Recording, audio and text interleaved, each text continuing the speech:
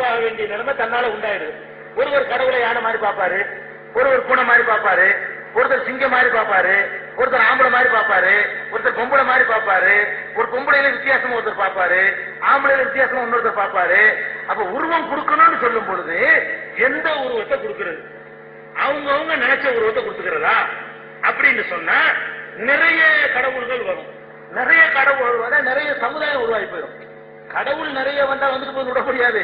கடவுள் நிறைய வந்துன்னு சொன்னா ஒவ்வொரு கடவுளை வழிபடக்கூடிய சமுதாயங்கள் அதிகமாகி மக்கள் மத்தியில வேற்றுமைகள் பெருகி போய்விடும். அதனாலையும் உருவம் கொடுக்கிறது சரியில்லை.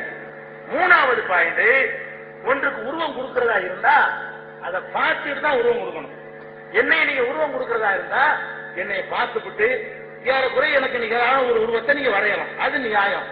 என்னை நீங்க பார்க்கவே இல்லை, நான் எப்படி இருப்பேன்னு தெரியாது, எனக்கு எப்படி நீங்க உருவம் கொடுப்பீங்க? பார்த்தாதானே கொடுக்கலாம். யாரு பார்த்தது?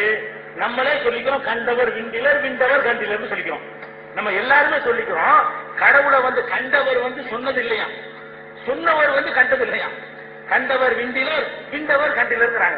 யாரெல்லாம் கடவுளை கண்டாரோ அவர் சொன்னதில்லை, யாரெல்லாம் சொன்னாரோ அவர் கண்டதில்லை. அப்ப பொய், கண்டேன்னு சொன்னா பொய். இது எல்லாரும் ஏத்துக்கிட்டு இருக்கிறோம். அப்ப ஒருத்தருமே கடவுளை பார்க்கல. பார்க்கல போது இப்படித்தான் இருப்பாரு. நீங்க எப்படி கண்டீங்க? நீங்க பிடிச்ச அந்த உருவம் நம்மளே ஸ்டூடியோவுக்கு போறோம், நம்ம மூஞ்சி எடுத்துறோம், கொஞ்சம் கருப்பா போச்சு, திட்டமா இல்லையா? என்னடா போட்டோ எடுத்த? நம்ம மூஞ்சிய நம்ம மூஞ்சில உள்ள லட்சணப்படி எடுத்து தந்துருக்கிறான். ஏதோ கொஞ்சம் லைட்டா டிம்மாக்கி இருப்பான், கொஞ்சம் கருப்படிச்சு போயிருக்கும். இதுக்காக வேண்டி அவங்ககிட்ட நம்ம உருவத்துல கொஞ்சம் டிம்மானவன நம்ம கோபம் வருது. இப்ப கடவுளுக்கு நீங்க உருவம் கொடுக்குறீங்க, அவருக்கு பிடிக்காத ஒரு உருவத்தை கொடுத்துருன்னு வைங்க, வேண்டாம் இப்படியா நான் இருக்கிறேன், மறுமையில போய் நிப்பாட்டி, ஏண்டா உனக்கெல்லாம் அழகான உருவம், எனக்கு இந்த உருவமா? இதான் இப்படிதான் நான் இருக்கிறேன், உனக்கெல்லாம் சூப்பர் சூப்பர் உருவத்தை தந்துவிட்டு எனக்கு மட்டும் இப்படி உருவத்தை நான் வச்சுக்கிட்டேன்னா இப்படி கண்டுபிடிச்சு கேட்டா என்ன பதில் சொல்லுவீங்க? நம்ம யாருமே பார்க்கல.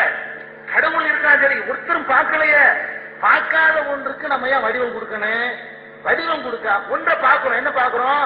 ஆற்றலை பார்க்கிறோம், வல்லமையை பார்க்கிறோம், அவனுக்கு எவ்வளவு சக்தி இருக்குங்கிற பார்க்கிறோம், சூரிய சந்திரனை பார்க்கிறோம், அது இயங்குற அதிசயத்தை பார்க்கிறோம். அதுல இருந்து ஒரு சூப்பர் பவர் இருக்கிறாங்கிறத விளங்கிறோமா? அதை மனசுல கொடுங்க.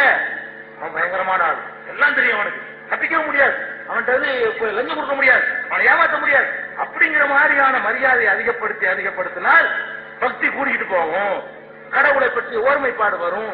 இந்த நோக்கத்துக்கு தான் தெரியாத ஒன்றுக்கு உருவம் கொடுக்காதீங்க என்று இஸ்லாம் சொல்லுது. கொடுக்க ஆரம்பிச்சா நிறைய கடவுளாகி போயிடும். அதான் காரணம். அன்பார்ந்த பெரியவர்களே, வெளியில இருக்கக்கூடிய அந்த சிலைகளுடைய வடிவங்களுக்கு உள்ள காரணங்கள் தான் ஒவ்வொரு மனிதனும் தன்னுடைய சிந்தனையிலே இறைவனுக்கு உருவம் தான் வந்துடும். அதுக்கு என்ன ஒரு ஆதாரம்? இப்ப சொன்ன ஹதீஸ் இருக்குதுல்ல, முஸ்லிம்ல வந்த ஹதீஸ். இப்ப அவங்க ஒரு விளக்கம் கொடுத்தாங்க. முன்னால அல்லாஹ்வுடைய வலது பக்கம் நல்லடியார்கள் சொல்லும் பொழுது அது கைதான், கில்தாயதை யமீனுன் அது கடைசி இருக்குதுல, அது பரக்கத்தை நடத்த வைக்கணும். அதான் நான் கேட்கிறேன், யார் உங்களுக்கு இந்த அதிகாரத்தை கொடுத்தது? ஒரு ஹதீஸ்ல வருது, அது ரெண்டு கை சம்பந்தப்பட்டதுதான், இந்த கை வலது கையே தான், இங்க பரக்கத்து தான். யார் முடிவு பண்றது? நீங்க இப்படி முடிவு பண்றீங்க. அதனால நீங்க வலது கைக்கு ஒரு கை மட்டும் கொடுத்து உங்க சிந்தனை வச்சிருப்பீங்க. இன்னொரு ஆளு இல்ல, கில்தாஜதை யமீனுன், அவனுடைய இறைவனுடைய ரெண்டு கைகளும் வலது கைங்கிறதுக்கு அங்கே கைதான் ஒரு ஆள் வழங்குற, அவரை போய் ஏன் வழங்குற கேட்க கூடாது. ஏன்னா அப்ப பரக்கத்துன்னு சொல்ற விளக்க உரிமை இல்ல, கைதான் சொல்ற உரிமை அவருக்கு இருக்குதுல்ல. இப்ப அவர் என்ன செய்வாரு? அவருடைய கற்பனையில இறைவனை வச்சிருப்பாரு, வலது பக்கமா ரெண்டு கை தூக்கி வச்சிருவாரு. எவ்வளவு பெரிய விபரீதம் வருது. இது நாளடைவில் வெளியில சிலையா வரும், அது ஆபத்து இருக்குது, அது ஒரு விஷயம். அது வெளியில தான் வரணுங்கிறது இல்லைங்க, சிந்தனைக்கு வந்துட்டாலும் குறைச்சுதான்.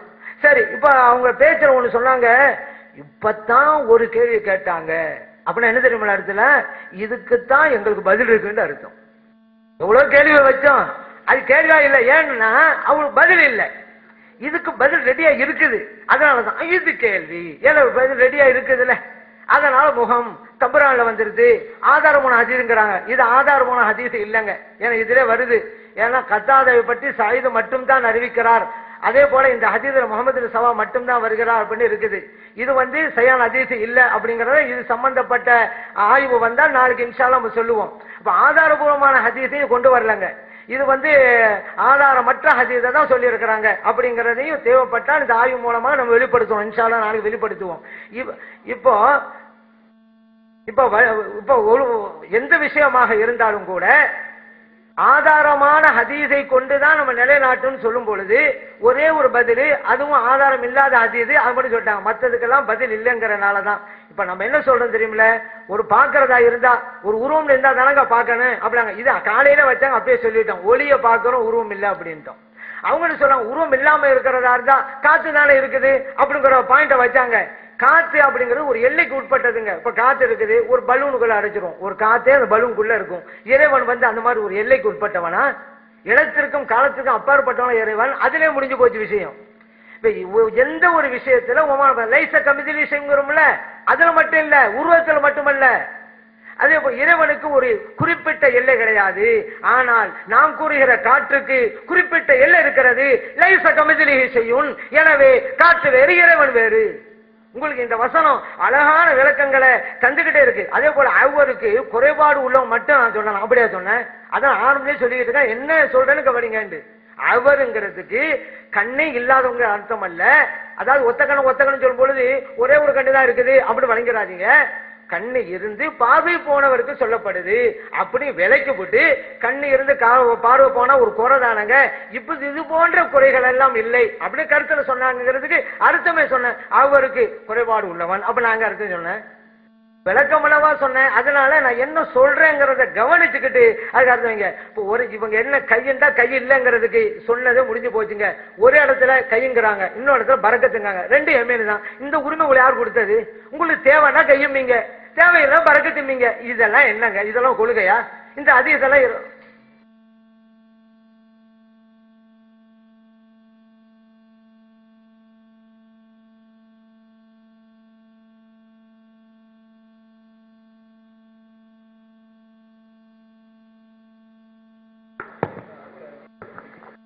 அஸ்ஸலாமு அலைக்கும். கொஞ்சம் அமைதியா இருங்க.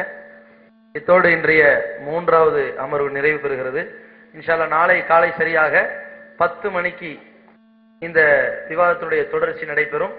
இன்று தாங்கள் வந்ததை விட நாளை இன்னும் விரைவாக 9:50க்கே உள்ளே அமரும்படி கேட்டுக்கொள்ளப்படுகிறீர்கள். நேரத்தை பார்த்துக்குங்க, 9:55. இதுதான் உங்களுடைய டைமா இருக்கணும். ஏன்னா உங்களுடைய டைம் விட ஒரு 10 மினிட்ஸ் இல்ல 5 மினிட்ஸ் ஃபாஸ்டா இருக்குது. அதை கவனத்தில் கொண்டு நாளைக்கு 9:50க்கே உள்ளே அமரும்படி கேட்டுக்கொள்கிறோம். அதே போல நம் தரப்பு சகோதரர்களுக்கு இன்று இரவு தங்குவதற்காக நம்முடைய தலைமையகத்தில் ஏற்பாடு செஞ்சிருக்கிறோம். அதனால இங்கிருந்து செல்லக்கூடியவர்கள் வெளியூர் வாசிகள் நம்முடைய வடசென்னை தென்சென்னை நிர்வாகிகள் இருப்பாங்க.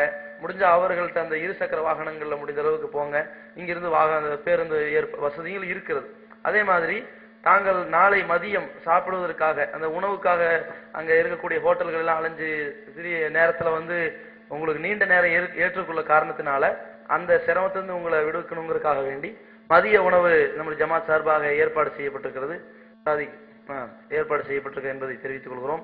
நாளைக்கும் இன்றைக்கு அங்கங்க கொஞ்சம் சலசலப்பு வந்துச்சு, கொஞ்சம் சிரிப்பு கொஞ்சம் கூடி இருந்துச்சு. இது மாதிரி இல்லாம இன்னும் கண்ணியமா காலையில் அந்த ஃபர்ஸ்ட் அந்த ப்ரிஃபரன்ஸ் எப்படி இருந்துச்சு 11 o'clock அது மாதிரி நாளைக்கு பேணுமாறு அன்போடு கேட்டுக்கொள்கிறோம். அஸ்ஸலாமு அலைக்கும்.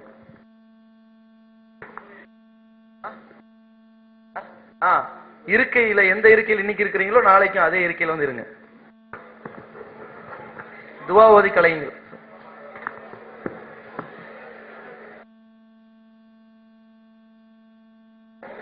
விவாத ஒப்பந்தத்துல விவாதம் முடிஞ்சு 5 நிமிஷம் கழிஞ்சு தான் போகணும்னு இருக்கு. 5 நிமிஷம் கழிஞ்சு போங்க. உட்காருங்கம்மா கொஞ்சம் 5